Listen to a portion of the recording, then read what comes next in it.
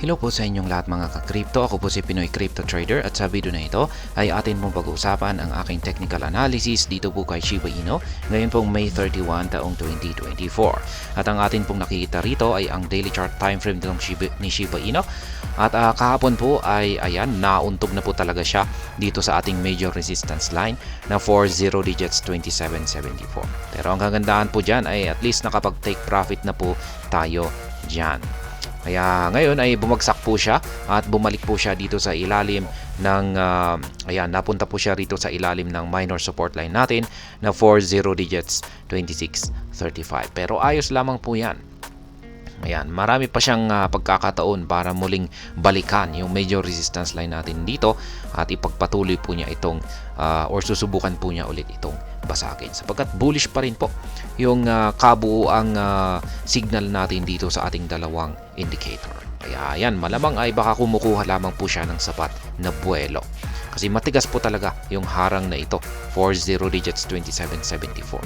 Kaya, ayan, bago po tayo magpatuloy ay nais ko lamang po munang bigyang linaw ang aking disclaimer kung saan ang nilalaman po ng video na ito ay hindi po ito isang financial advice. For education and information purposes lamang po ang layunin nito.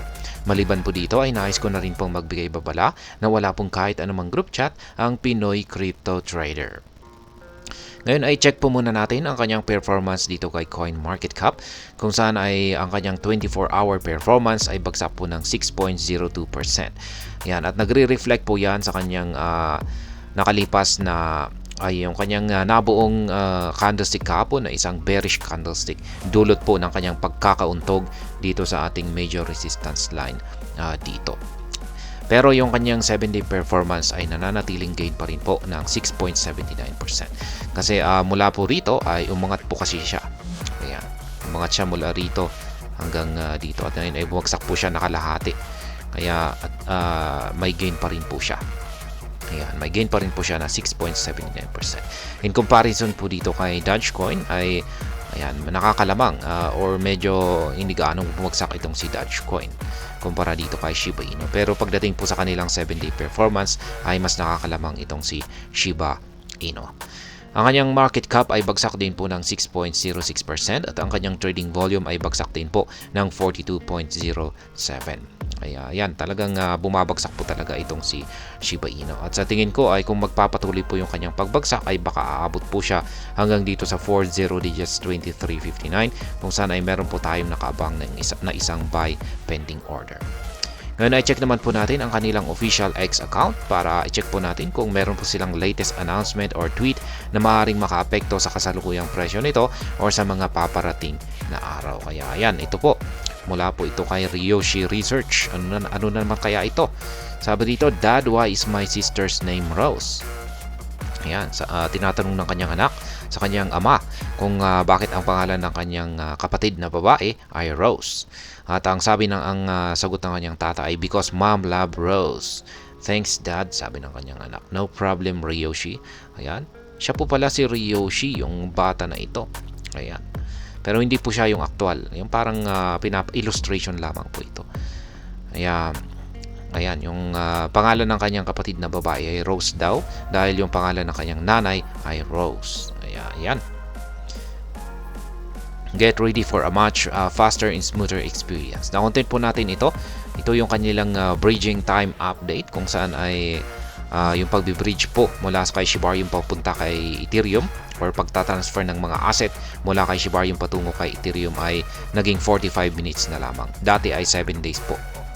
Rise with determination, SHIB Army. Another day, another chance to transform your destiny with SHIB. Ayan, isa po itong parang pagbati ng isang magandang umaga. Ayan, bagong gising itong si Shiba Inu. Yan na po, yung kanilang mga latest na tweet dito.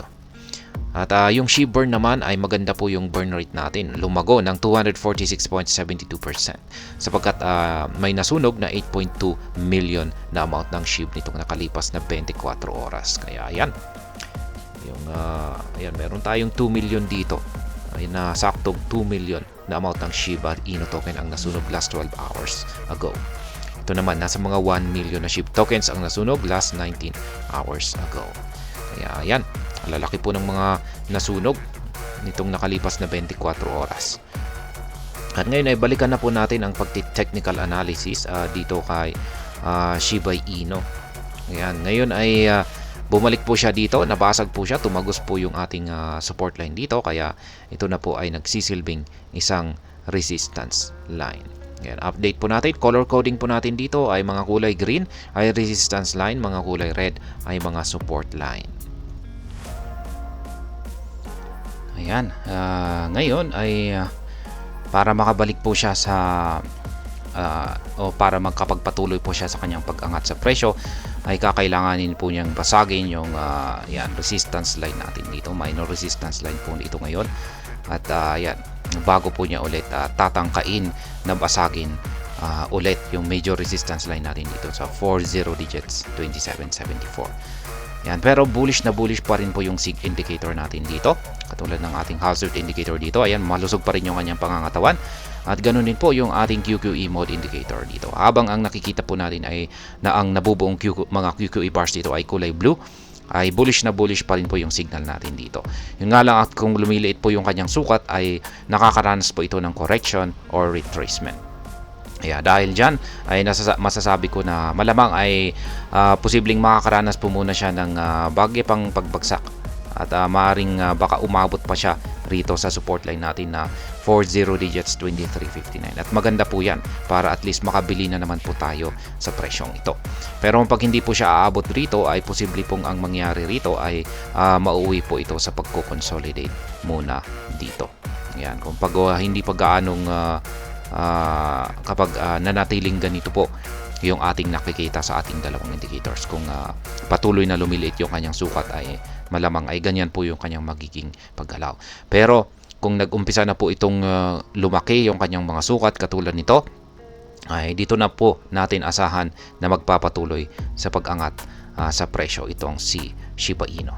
At asahan natin baka sa pagkakataon na ito, yan, na muli niyang susubukang pasagin ang major resistance line natin dito, ay ito ay mababasag at magpapatuloy ito sa kanyang pag-angat sa presyo. At ayan po pa rin yung aking pinaka long term price projection dito kay Shiba Inu, ay hindi pa rin po nagbabago. Meron po kasi tayong pattern dito na isang bullish flag pattern, at nagkaroon po ito ng breakout dito sa kanyang upper portion noong May 15. At dulot po ng breakout na yan ay ang aking long term price projection pa rin po dito ay nananatiling valid, kung saan ay aakyatin niya ang pinakamataas na presyo nito na 40 digits 3655.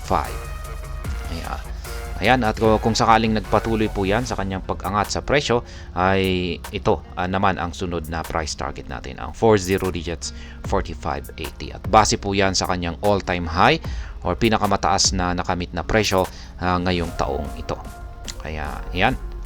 Yan po yung mga kulay yellow arrow signs, ayan po yung aking mga sell pending orders or take profit.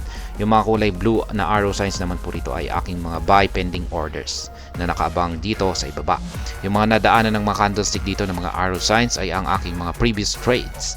Kaya yung itong dalawang kulay yellow na arrow signs na yan ay mga take profit ko po yan. Nakakadalawang take profit na po ako rito kay Shiba Inu. Kaya ayan, sa mga gustong kopyahin or gayahin yung aking live spot trading positions dito, ay ayan po, maaari po ninyong kopyahin, malaya po ninyong kopyahin at gayahin po ito. Yung aking ginagamit po pala na trading platform dito ay ang TradingView, at ang aking dalawang indicators naman po rito ay ang Hall Suite indicator. Yan po yung nakikita natin dito sa chart, at yung nandito naman sa ibaba ay ang tinatawag na QQE mode indicator. Mga libreng indicators po rito, mga libreng indicators po ang mga ito na ating magagamit kay TradingView. At ayan, hanggang dito na lamang po tayo sa video na ito. Sana po ay inyong nagustuhan ang aking paliwanag sa video na ito. Kung inyo po itong nagustuhan, ay pakiclick lamang po ang like button nito. Para naman po sa mga bago lamang dito, kayo po ay aking inaanyayahan para mag-subscribe. Pakiclick na rin po ang bell icon nito, dahil ito po ang siya magsisilbing notification nito sa mga bago kong videos na akin pong ina-upload sa aking YouTube channel na ito. Marami pong salamat sa panonood. Ingat po tayo lagi, at God bless po sa ating lahat.